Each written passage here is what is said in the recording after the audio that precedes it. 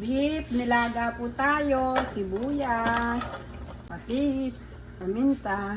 Lagyan na rin natin ng nor para magkalasa na po at magkatimpla na ang ating beef nilaga. Palambutin lang natin yan.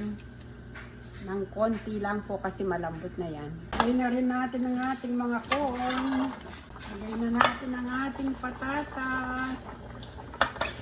At daon ng sibuyas. Para malasang-malasang ating beef nilaga.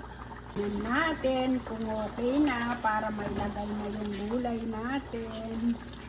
Yan natin. Okay na. Yummy. Kaya na natin ang ating mga gulay.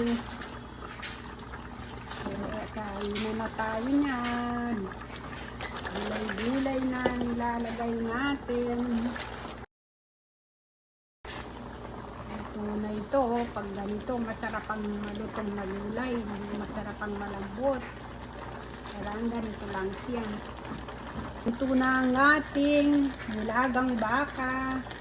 Ikimantay na tayo.